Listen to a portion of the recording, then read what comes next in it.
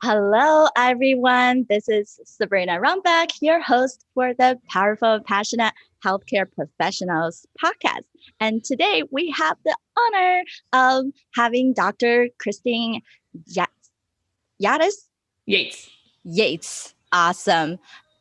We'll edit that out. So we're having the awesome Dr. Kristin Yates with us, and she is a specialist in OBGYN practice, and she'll be sharing with us about imposter syndrome. So she almost left medicine back in 2016 due to burden of imposter syndrome and perfectionism. I think there's a lot of that going around in medicine, right? Or just any high demanding career.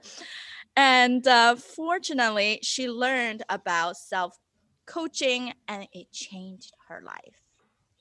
Now she helps high achieving women overcome imposter syndrome and incorporate self-coaching into their lives.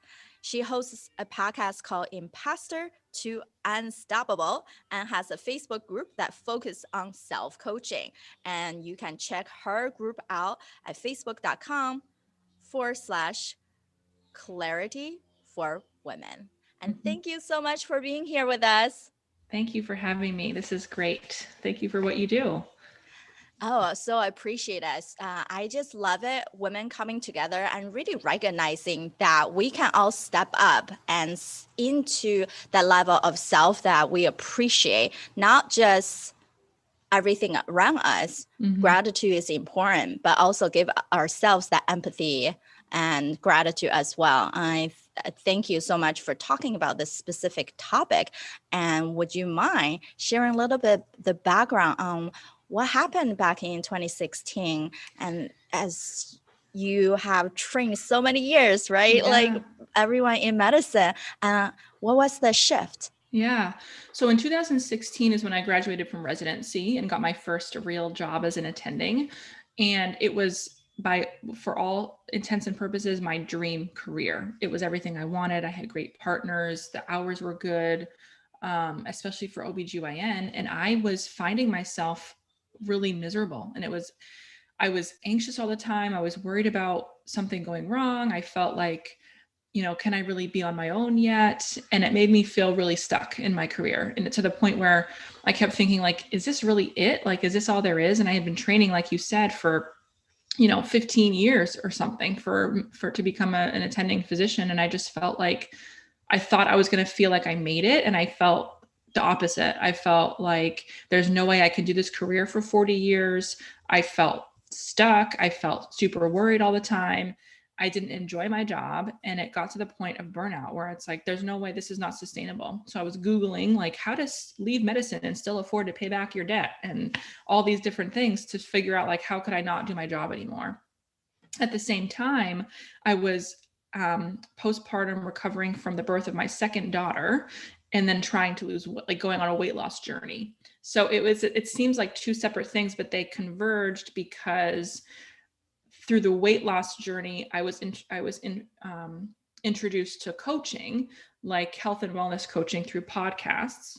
And that helped me with weight loss, but also with everything else, with, recognizing figuring out what self-coaching is, recognizing the power of my thoughts, which I then was able to recognize that imposter syndrome was just a series of thoughts that made me feel like I wasn't worthy or wasn't valued. And I was able to completely shift my mindset and coach myself essentially out of imposter syndrome to a place where I'm at now, 3.5, 4 years later, where I love my job. I feel very confident. And it's not that I think that I can never do wrong, but I know that my failures are a way to grow. And the shift was so magnificent in my life that I said, I have to tell other women about this. I have to share the process that I went through, because if I can help like one other woman overcome these feelings, then I've felt like I've given back and kind of paid it forward. So that's where I'm at now. That's amazing. Thank you so much for sharing that. Definitely, for sure, the sensation of you have worked so many years and got to the point where life should be happening now. Like you just finished, you're attending, you have a family, you just have a second birth of your daughter. There's a bunch of new beginnings happening at the same time. However, sometimes we lost that part where I always tap into is all these different key components of life are super interdependent into each other. If we're seeing them as separate entities, that's when we start feeling lost, because we're tackling one thing at a time and now addressing what's that other part of piece of that puzzle that we haven't even thought about. And for sure, for you, for us to feel good, like that postpartum, those stress, those level, of course, if we have that burden, we're not able to have that additional capacity to think about our career success or to think about that precious child that you just gave birth to. How are you going to spend even more time when you already have one that need you? And plus relationships, right? Despite how much our significant other can help us, we still have to carry on a lot of weight. And women especially, right, tend to, right, statistics even show that women and men, if in high level careers, women tend to, 2/3 of us tend to not have children, thinking about that if we are needing to compete, needing to stand up, and able to do it, versus men, one out of three are not having kids. So how can we really juggle, per se, is able to tap into all these fields and really think about who we are as a person. So this is a great topic to dive a little bit deeper into. So what was the journey once you have discovered that, wow, I can really coach myself out of this? What was some of the steps that you took at the time? Yeah. So I think that the most important and fundamental step that I took, which felt really awkward for me, was to give myself some grace and realize that I'm not perfect, which I obviously knew that, but also that I had these very unrealistic expectations for myself as a doctor, as a mom, as a wife, as a person living in this world. And the burden, because of perfectionism, was just unrealistic, and it was hurting me. And once I took the pressure off myself and just said, like, the number one goal before moving forward has to be, like, I love myself, I give myself grace, and I am a work in progress.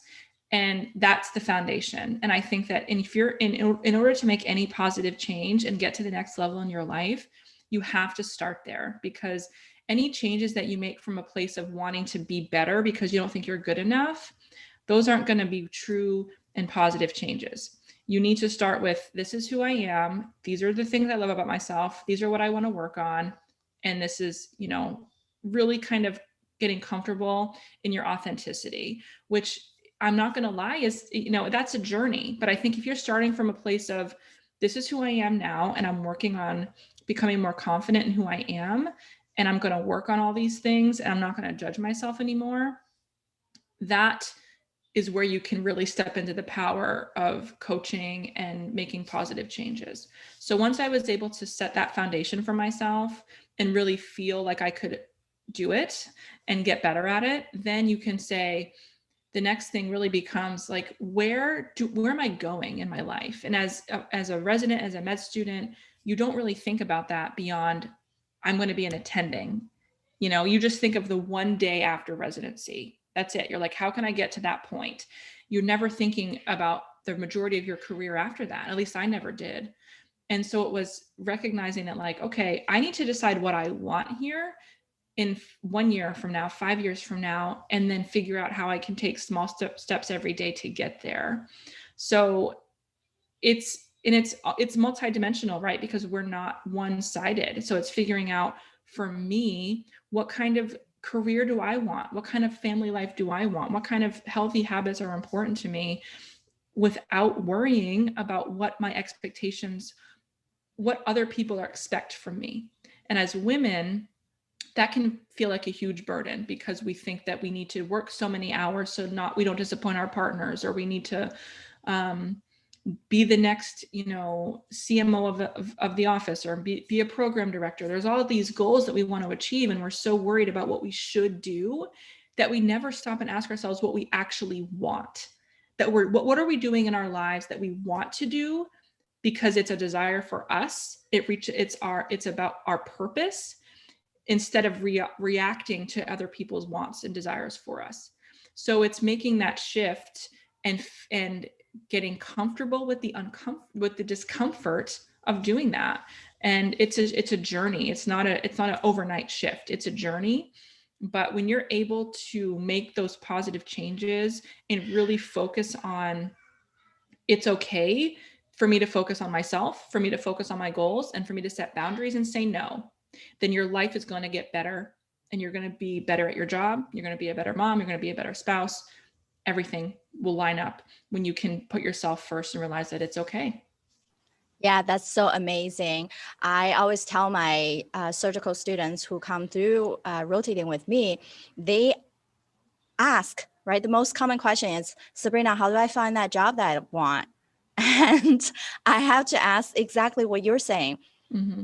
What is the ideal lifestyle that you want? Because every single job is going to be different. If we continue to chase that job title, then you already failed to start with, Mm-hmm. because these jobs were getting into attending position, getting to a career, getting to another maybe PhD or a chief of the department. That's just a check marks of a means goal. That's now an end goal. When we keep chasing these means goal, even as the entrepreneurs that I help, they get these big deals and they are so excited, right? Once you earn that PhD, once you get the chief of department, you're so proud of yourself. Everyone are proud of you.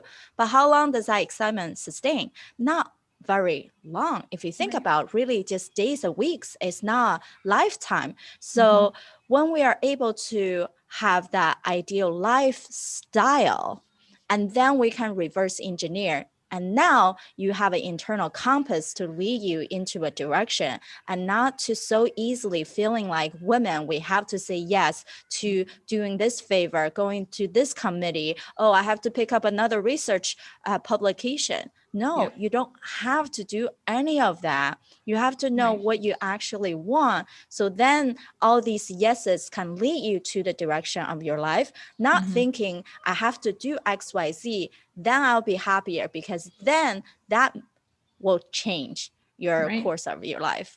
Right. It's true. And I think that so often we are trying to do something because we think it's going to make us feel proud or make us feel happy, when you have to realize that no external circumstance is going to make you happy. Your thoughts make you happy. Your thoughts create your feelings, which is a basic coaching fundamental truth that I didn't know until I was 32 years old. And now that I know that, it's like, okay, if I'm not happy in my job, it's either that I need to change my mind about it, figure out what I can like about it, and then decide if it's the right fit for me. Because if I hate my job, I can get any job I want, I can do anything I want, and I'm going to find a way to hate it because my brain is looking out for those things. You need to look at your life and say, I'm in charge of my happiness and satisfaction right now because of the things I'm thinking. You need to listen to the things that your brain is telling you, because most of the time it's happening subconsciously. You're not hearing the things that you're thinking. And if you're not paying attention, you don't know to change it. So the first thing you can do is pay attention to what you're thinking, then realize that most of the things are negative for many of us, and it's okay. And it's just how we're wired. But then you can decide to change your thoughts when you realize that the thoughts that you have are negative, but also probably false. And that is when your whole life can completely shift for the better. Perfect. And all of us, we have these mental chatters, and majority of them are negative, just like Kristin is saying. And statistics even shown actually as high as 80% are negative. And it's crazy. Yeah. But it's just how our brain are wired, because we're primitive brain are always scanning for pleasure or danger. And if it's something that's not easy to do, we're already out of our mind, or something that uncomfortable is already, oh, I wanted to avoid that. Right. But if we have too much avoidance tendency, then you become someone who always bury all your emotions, always bury these problems, and eventually it will pop up somewhere else that you're least prepared. And then it becomes something blowing up in your face for some of us.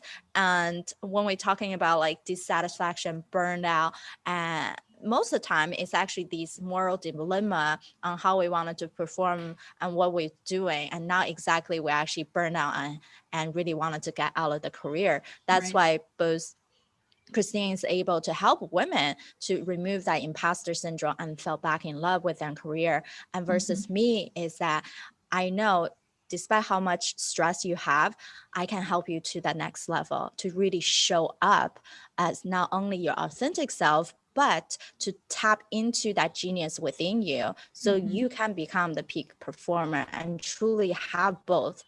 We, as women, we don't have to choose between a career, our family, or our personal mission. We can have all of them if you're intentional about building this basic building block to remove these negative thoughts, adding more positivity, and using smaller tools to really pivot yourself into that. And one thing I wanted to suggest, I think Kristin probably will agree with me, whenever we have these negative thoughts, they're coming to us, you can't even prevent them, and that's okay.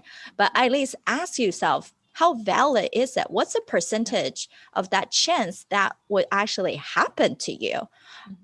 If we feel like, oh, things are too difficult, it's not going to work out, then it becomes this like big cloud on top of your head, instead of asking specifically, if it really happened, when would it happen? How bad could it be?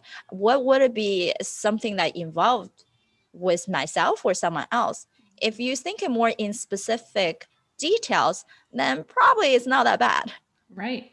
It's so true. I think that our brains will tell us these crazy thoughts, and then without, because we're not used to ever really questioning the thoughts that we have, we're already like 6 steps ahead of like, oh my gosh, this is going to be a mess, and this is going to happen. I'm going to leave. I'm going to get fired.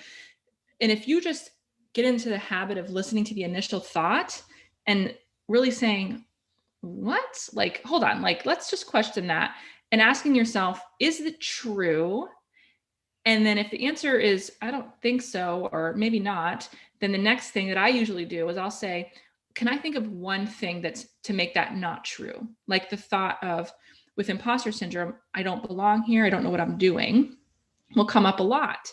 And then I'll say, hold on, brain, is that true? Like, do I really not know what I'm doing? And then I'll realize, okay, so I've done about hundreds of hysterectomies, so I do know what I'm doing. And then you offer very logical, tactile, being very logical and tactical with the primitive brain, and bring it to the prefrontal cortex where you're having thoughts that you can think on purpose.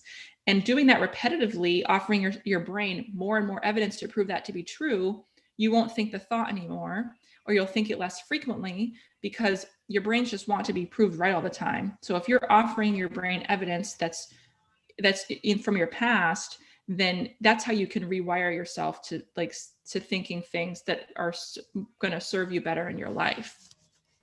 That's amazing. And thank you so much for spending the time with us. And this has been a wonderful discussion and topic. And I know definitely there's going to be a lot of women out there who wanted to hear more from you. So how do they find you? Yeah, I'm most active on Instagram and Facebook. On Instagram, I'm Kristin Yates DO. And on Facebook, you can find me at Kristin Yates Coleman, or through my Facebook group where I share a lot of this self-coaching info.